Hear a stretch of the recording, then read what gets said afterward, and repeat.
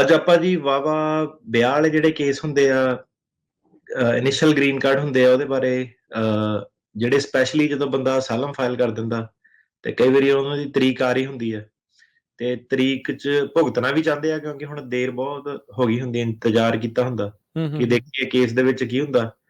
ਨਾਲੇ ਵਿਆਹ ਵਾਲੇ ਕੇਸ 'ਚ ਵੀ ਲੱਤ ਫਸਾ ਲੈਂਦੇ ਆ ਕਿ 3 ਕੁ ਹਫ਼ਤੇ ਪਹਿਲਾਂ, ਮਹੀਨਾ ਕੁ ਪਹਿਲਾਂ ਵਿਆਹ ਵੀ ਹੋ ਜਾਂਦਾ ਤੇ ਉਹਨੂੰ ਥੋੜੀ ਸਮਝ ਜੇ ਨਹੀਂ ਲੱਗਦੀ ਕਿ ਵਿਆਹ ਵਾਲਾ ਜਿਹੜਾ ਕੇਸ ਆ ਉਹ ਅਸਾਲਮ ਦੇ ਨਾਲ ਕਿੱਦਾਂ ਲਿੰਕ ਕਰਦਾ। ਕਈ ਵਾਰੀ ਏਦਾਂ ਹੁੰਦਾ ਜਿਹੜੇ ਵਕੀਲ ਉਹਨਾਂ ਦੇ ਹੁੰਦੇ ਉਹ ਸਿਰਫ ਅਸਾਲਮ ਦਾ ਹੀ ਕੰਮ ਕਰਦੇ ਆ, ਉਹਨਾਂ ਨੂੰ ਵਿਆਹ ਵਾਲਾ ਨਹੀਂ ਪਤਾ। ਤੇ ਕਈ ਵਾਰੀ ਏਦਾਂ ਹੁੰਦਾ ਕਿ ਵਿਆਹ ਵਾਲੇ ਜਿਹੜੇ ਕੇਸ ਉੱਤੇ ਨਾਲ ਪੈਰਾਲੀਗਲ ਨਾਲ ਲੱਤ ਫਸਾਈ ਹੁੰਦੀ ਆ। ਪੈਰਾਲੀਗਲ ਜਿਹੜਾ ਕੋਰਟ 'ਚ ਜਾ ਨਹੀਂ ਸਕਦਾ, ਨਾ ਪੀਡੀ ਲੈ ਕੇ ਦੇ ਸਕਦਾ, ਨਾ ਡਿਸਮਿਸਲ। ਸੋ ਕਈ ਏਦਾਂ ਦੇ ਜਿਹੜੇ ਕੇਸ ਆ ਕਿ ਇਨੀਸ਼ੀਅਲ ਕਹਿ ਲਓ ਉਹਨਾਂ ਦੀ ਸਟ੍ਰੈਟਜੀ ਸਹੀ ਹੁੰਦੀ ਆ, ਬਾਅਦ ਚ ਅੱਗੇ ਉਲਝ ਜਾਂਦੇ ਆ ਕਿ ਹੁਣ ਕਰਨਾ ਕੀ ਆ, ਵਿਆਹ ਵਾਲੇ ਕੇਸ ਨੂੰ ਹੁਣ ਸਿਰੇ ਜਿਹੜਾ ਕਿੱਦਾਂ ਚਾੜਨਾ।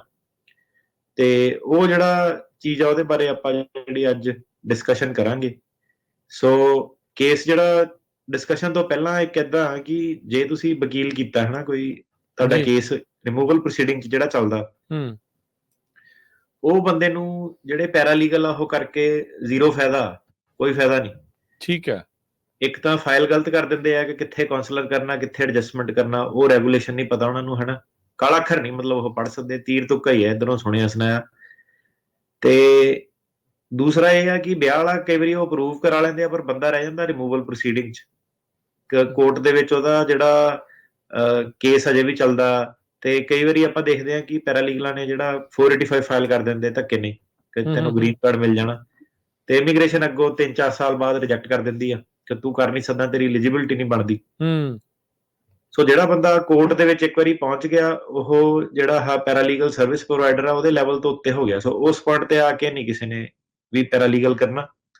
ਉਹਦਾ ਰੀਜ਼ਨ ਇਹੀ ਹੈ ਕਿਉਂਕਿ ਤੁਹਾਨੂੰ ਦੁਬਾਰਾ ਵਾਪਸ ਕੋਰਟ ਦੇ ਨਾਲ ਜਾ ਕੇ ਵਾਰਤਾਲਾਪ ਜਿਹੜੀ ਕਰਨੀ ਪੈਂਦੀ ਆ, ਜਾਂ ਪੀਡੀ ਲੈਣੀ ਪੈਂਦੀ ਆ, ਜਾਂ ਐਡਮਿਨ ਕਲੋਜ਼ ਜਿਹੜਾ ਕੇਸ ਕਰਾਉਣਾ ਪੈਂਦਾ, ਤੇ ਜਾਂ ਕਈ ਵਾਰੀ ਤੁਹਾਨੂੰ ਤਰੀਕ ਵੀ ਜਿਹੜੀ ਲੜਨੀ ਪੈ ਜਾਂਦੀ ਹੈ। ਸੋ ਆਪਾਂ ਇਹਦੇ ਵਿੱਚ ਕੀ ਦੇਖਦੇ ਹਾਂ ਕਿ ਕਈ ਵਾਰੀ ਜਿਹੜੀ ਹੁਣ ਵਿਜ਼ਡਮ ਜਿਹੜੀ ਹੁੰਦੀ ਹੈ ਸੱਜਣ ਮਿੱਤਰਾਂ ਕੋ ਆਉਂਦੀ ਹੈ, ਕਈ ਵਾਰੀ ਹੈਲਪ ਕਰ ਦਿੰਦੀ ਹੈ ਬੰਦੇ ਨੂੰ, ਕਈ ਵਾਰੀ ਨੁਕਸਾਨ ਵੀ ਪਹੁੰਚਾ ਦਿੰਦੀ ਹੈ। ਤੁਹਾਨੂੰ ਰੀਅਲ ਐਗਜ਼ਾਮਪਲ ਦਿੰਦਾ ਕਿ ਬੰਦੇ ਦਾ ਕਿਸੇ ਦਾ ਜਿਹੜਾ ਸੀਗਾ ਕੇਸ ਫਸਿਆ, 2 ਮਹੀਨੇ 'ਚ ਤਰੀਕ ਸੀਗੀ, ਤੇ ਉਹਨੇ ਏਦਾਂ ਹੀ ਜਿਹੜਾ ਵਿਆਹ ਵੀ ਕਰਾਇਆ ਆਪਣਾ, ਤੇ ਚੁੱਕ ਚੁਕਾਈ 'ਚ ਆਪਣਾ ਪੈਰਾਲੀਗਲਾਂ ਤੋਂ ਉਹਨੇ ਉਹ ਕਰਾ ਲਿਆ ਜਿਹੜਾ I-130 ਵਗੈਰਾ ਹੁੰਦਾ, ਫਾਈਲ ਕਰਤਾ ਉੱਧਰੋਂ, ਫਾਈਲ ਕਰਤਾ। ਤੇ ਹੁਣ ਉਹਦਾ ਜਿਹੜਾ ਕੇਸ ਸੀਗਾ, ਜਿਹੜੀ ਸਰਕਾਰ ਆ ਨਾ, ਉਹਨੇ ਇੱਕ ਆਪਣਾ ਤੈਅ ਕੀਤਾ ਹੋਇਆ ਟਾਈਮਲਾਈਨ ਕਿ ਜਿਹੜੇ ਨਵੇਂ ਕੇਸ ਉਹਨਾਂ ਨੂੰ ਉਹ ਪੀਡੀ ਨਹੀਂ ਦਿੰਦੇ, ਡਿਸਮਿਸਲ ਨਹੀਂ ਦਿੰਦੇ, ਤੇ ਐਡਮਿਨ ਕਲੋਜ਼ ਜਿਹੜੇ ਕਿੱਦਾਂ ਕਰਨਾ ਕਿੱਦਾਂ ਨਹੀਂ ਕਰਨਾ, ਕੋਰਨਾਡੋ ਐਸੇਵੇਦਾ ਦੇ ਥੱਲੇ। ਤੇ ਪੈਰਾਲੀਗਲ ਨੇ ਫੂਕ ਮਾਰ ਛਕਾਤੀ ਉਹਨੂੰ ਕਿ ਤੇਰਾ ਵਿਆਹ ਵਾਲਾ ਹੋ ਜਾਣਾ, ਤੂੰ ਜਾ ਆਪਣੇ ਵਕੀਲ ਵਕੂਲ ਨੂੰ ਕਹਿ ਦੇ, ਏਦਾਂ ਹੀ ਜਿੱਦਾਂ ਜੱਜ ਜਿੱਦਾਂ ਹੀ ਮਾਮੂਲੀ ਜੀ ਗੱਲ ਆ, ਕਿਤੇ ਉਹਦੀ ਗੱਲ ਹੀ ਸੁਣਨੀ ਆ ਕਿ ਲੈ ਬਈ ਤੇਰੀ ਵੇਟ ਕਰਦੇ ਸੀ, ਤੂੰ ਸਾਡੇ ਕੋਲ ਆਇਆ ਤੇ ਤੇਰੀ ਪ੍ਰੋਸੀਡਿੰਗ ਆਪਾਂ ਡਿਸਮਿਸ ਕਰ ਦੇਣੀ, ਹਨਾ। ਤੇ ਉਹਦੇ ਵਿੱਚ ਜਿਹੜਾ ਨਾ ਉਹਨਾਂ ਨੇ ਟਾਈਮਲਾਈਨ ਰੱਖੀ ਹੁੰਦੀ ਹੈ ਕਿ 30 ਦਿਨ ਪਹਿਲਾਂ, ਕਿਸੇ ਨੇ 15 ਦਿਨ ਪਹਿਲਾਂ ਤੁਹਾਨੂੰ ਡਾਕੂਮੈਂਟ ਵਗੈਰਾ ਸਬਮਿਟ ਜਿਹੜੇ ਕਰਨੇ ਹੁੰਦੇ ਆ, ਅਸਾਈਲਮ ਦੇ ਰਿਲੇਟਡ ਸਾਰਾ ਤੁਹਾਡਾ ਆਪਣਾ ਕਲੇਮ ਜਿਹੜਾ ਉਹ ਸਬਮਿਟ ਕਰਨਾ ਹੁੰਦਾ। ਸੋ ਉਹਦੇ ਵਿੱਚ ਕੀ ਹੋਇਆ ਕਿ ਉਹ ਜਿਹੜੀ ਟਾਈਮਲਾਈਨ ਆ ਉਹਨੂੰ ਹੁਣ ਡਾਕੂਮੈਂਟ ਨੂੰ ਬਣਾਉਣ 'ਚ ਵੀ ਜਿਹੜਾ ਟਾਈਮ ਚਾਹੀਦਾ ਹੈ ਨਾ, ਉਹ ਜਿਹੜਾ ਹੁਣ ਮਹੀਨੇ ਕੁ ਦਾ ਜਿਹੜਾ ਟਾਈਮ ਆ, 15 ਕੁ ਦਿਨ ਦਾ ਜਿਹੜਾ ਟਾਈਮ ਆ, ਉਹ ਬਹੁਤ ਬੇਸ਼ਕੀਮਤੀ ਜਿਹੜਾ ਟਾਈਮ ਆ ਵਕੀਲ ਦੇ ਪਰਸਪੈਕਟਿਵ ਤੋਂ ਵੀ, ਕਲਾਇੰਟ ਦੇ ਪਰਸਪੈਕਟਿਵ ਤੋਂ ਵੀ। ਜਿਹੜਾ ਇੰਡੀਆ ਤੋਂ ਜਿਹੜਾ ਡਾਕੂਮੈਂਟ ਆਣੇ ਹੁੰਦੇ ਆ, ਉਹ ਕਈ ਵਾਰੀ ਬੰਦਾ ਕੀ ਸੋਚਦਾ ਕਿ ਮੈਂ ਨਾ ਹੁਣ ਵਕੀਲ ਦਾ ਫੋਨ ਹੀ ਚੱਕਣਾ ਜਿਹੜਾ ਛੱਡ ਦਿੰਦਾ, ਪਤਾ ਨਹੀਂ ਆਪੇ ਜਿਹੜੀ ਤਰੀਕ ਤੁਰਕ ਆਊਗੀ ਦੇਖੂਗੇ। ਤੇ ਸੱਜਣ ਮਿੱਤਰਾਂ ਨੇ ਸਲਾਹ ਦੇ ਦਿੱਤੀ ਕਿ ਮੈਂ ਕਹਿ ਦੂੰਗਾ ਕਿ ਮੈਂ ਬਿਮਾਰ ਸੀਗਾ, ਡਾਕਟਰ ਦੀ ਲੈਟਰ ਬਣਾ ਕੇ ਲੈ ਜਾ, ਏਦਾਂ ਦੀ ਕੋਈ ਗੱਲ। ਔਰ ਨਾਲੇ ਬੰਦਾ ਕਰੇ ਕਿ ਯਾਰ ਤੂੰ ਫੋਨ ਤਾਂ ਚੱਕਦਾ, ਸਿੱਧਾ ਨਹੀਂ ਹੋਣਾ। ਸੋ ਉਹੀ ਗੱਲ ਆ, ਜੱਜ ਦੇ ਕੋਲ ਜਦੋਂ ਗਏ, 3-4 ਚੀਜ਼ਾਂ ਹੋ ਸਕਦੀਆਂ। ਇੱਕ ਤਾਂ ਉਹ ਹੈਗਾ ਕਿ ਨਹੀਂ, ਆਪਾਂ ਜਿਹੜੀ ਡਿਸਕ੍ਰੈਸ਼ਨ ਆਪਾਂ ਐਕਸਰਸਾਈਜ਼ ਨਹੀਂ ਕਰਨੀ, ਕੋਈ ਪੀਡੀ ਪੂਡੀ ਨਹੀਂ ਮਿਲਣੀ ਕਿਉਂਕਿ ਇਹ ਸਾਡੇ ਕੇਸ ਉਹਦੇ ਵਿੱਚ ਹੈ ਨਹੀਂਗਾ। ਸਰਕਾਰੀ ਵਕੀਲ ਜਿਹੜਾ I-130 ਨੂੰ ਕਹਿ ਸਕਦਾ ਕਿ ਇਹ ਤਾਂ ਜੇ ਫਾਈਲ ਅਪਰੂਵ ਵੀ ਨਹੀਂ ਹੋਇਆ, ਇਹਨੂੰ ਆਪਾਂ ਇਹਦੇ ਬੇਸ ਤੇ ਆਪਾਂ ਪੀਡੀ ਨਹੀਂ ਦੇ ਸਕਦੇ।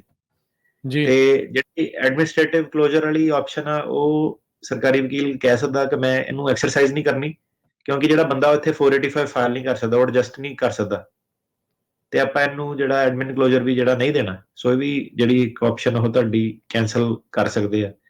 ਸੋ ਫਿਰ ਰਹਿ ਦੇ ਕੇ ਜਿਹੜੀ ਆਪਸ਼ਨ ਆ ਗਈ ਕਿ ਤੁਹਾਡੇ ਕੋਲ 2 ਸਾਲਾਂ ਦਾ ਟਾਈਮ ਸੀਗਾ, ਤੁਹਾਨੂੰ ਡਾਕੂਮੈਂਟ ਸਬਮਿਟ ਕਰਨ ਦੀ ਡੈਡਲਾਈਨ ਸੀਗੀ, ਤੁਸੀਂ ਡਾਕੂਮੈਂਟ ਜਿਹੜੇ ਆਪਣੇ ਜਮ੍ਹਾਂ ਕਰਾਣੇ ਆ। ਤੇ ਜੇ ਸਰਕਾਰੀ ਵਕੀਲ ਅੱਗੋਂ ਮਾੜਾ ਟੱਕਰ ਜਾਏ, ਉਹ ਕਹੇ ਕਿ ਇਹਨੇ ਡਾਕੂਮੈਂਟ ਜਿਹੜੇ ਆਪਣੇ ਸਬਮਿਟ ਨਹੀਂ ਕਰਾਏ, ਤੇ ਜਿਹੜੀ ਇਹਦੀ ਅਸਾਲਮ ਦੀ ਐਪਲੀਕੇਸ਼ਨ ਉਹਨੂੰ ਅਬੈਂਡਨ ਡੀਮ ਕੀਤਾ ਜਾਵੇ, ਕਿ ਸਾਰੀ ਇਹਦੀ ਐਪਲੀਕੇਸ਼ਨ ਜਿਹੜੀ ਆ ਉਹ ਮੰਨਿਆ ਜਾਵੇ ਕਿ ਇਹਨੇ ਆਪ ਹੀ ਅਬੈਂਡਨ ਕਰਤੀ ਐਪਲੀਕੇਸ਼ਨ, ਠੀਕ ਤੇ ਹੈ। ਉਹ ਤੇ ਫਿਰ ਡਾਇਰੈਕਟ ਜਿਹੜੀ ਡਿਪੋਰਟੇਸ਼ਨ ਉਹ ਲੱਗ ਜਾਂਦੀ ਹੈ। ਸੋ ਇਦਾਂ ਕਿ ਅੱਗ ਨਾਲ ਨਹੀਂ ਖੇਡਣਾ ਚੁੱਕ ਚੁਕਾਈ ਦੇ ਵਿੱਚ, ਵਕੀਲ ਨੂੰ, ਡਾਕਟਰ ਨੂੰ, ਅਕਾਊਂਟੈਂਟ ਨੂੰ ਉਹਨਾਂ ਦਾ ਕੰਮ ਜਿਹੜਾ ਕਰ ਲੈਣ ਦੇਣਾ। ਕਰ ਲੈਣ ਦੋ, ਬਿਲਕੁਲ। ਸੋ ਇਹਨੂੰ ਰੇਡੀਓ ਤੇ ਦੱਸਣ ਦਾ ਵੀ ਇਦਾਂ ਕਿ ਅੱਜ ਕੱਲ ਨਾ ਸੋਸ਼ਲ ਮੀਡੀਆ ਤੋਂ ਦੇਖ ਦੇਖ ਕੇ ਹਰੇਕ ਬੰਦਾ ਵਕੀਲ ਜਿਹੜਾ ਬਣਿਆ ਫਿਰਦਾ, ਸਹੀ ਗੱਲ। ਸੋ ਆਪਣਾ ਬੰਦਾ ਨਾ ਨੁਕਸਾਨ ਕਰਾ ਲੈਂਦਾ ਵਾ। ਸੋ ਉਹਦੇ ਵਿੱਚ ਸਿੱਧਾ ਸਵਾਲ ਆ, ਜਾਂ ਤਾਂ ਵਕੀਲ ਕੋ ਕੇਸ ਆਪਣਾ ਹਟਾ ਲਓ ਕਿ ਨਹੀਂ ਭਾਈ ਮੈਂ ਸਾਰੇ ਪੈਰਾਲੀਗਲ ਕੋ ਜਾਣਾ, ਜਾਂ ਉਹਨੂੰ ਜਿਹੜਾ ਕੰਮ ਆ ਉਹ ਕਰ ਲੈਣ ਦਿਓ। ਸੋ ਜਿਹੜਾ ਵਿੱਚ ਵਿਚਾਲੇ ਵਾਲਾ ਨਾ, ਉਹ ਪ੍ਰੋਬਲਮ ਵੀ ਬਹੁਤ ਆ ਰਹੀ, ਜਿਹੜੀ ਨਵੀਂ ਜਨਤਾ ਉਹ ਇਨਫਲੂਐਂਸ ਵੀ ਬਹੁਤ ਜ਼ਿਆਦਾ ਹੁੰਦੀ ਹੈ ਸੋਸ਼ਲ ਮੀਡੀਆ ਤੋਂ। ਅੱਧੀਆਂ ਕੁ ਖਬਰਾਂ ਨਕਲੀ, ਅੱਧੇ ਕੁ ਕੇਸ ਜਿਹੜੇ ਉਦਾਂ ਹੀ ਪਤਾ ਨਹੀਂ ਬਣਾ ਬਣਾ ਕੇ, ਹੁਣ ਇਹ ਵੀ ਨਹੀਂ ਪਤਾ ਕਿ ਬੰਦਾ ਅੱਗੋਂ ਵਕੀਲ, ਅੱਧ ਪਚੱਦੀ ਜਿਹੜੀ ਖਬਰ ਹੈ ਨਾ ਉਹ ਨੁਕਸਾਨ ਜਿਹੜਾ ਕਰਦੀ ਆ। ਸੋ ਵਿਆਹ ਵਾਲੇ ਜਿਹੜੇ ਕੇਸਾਂ 'ਚ ਆ ਜਿਹੜੀ ਬੜੀ ਪ੍ਰੋਬਲਮ ਇੱਕ ਆਉਂਦੀ ਹੈ।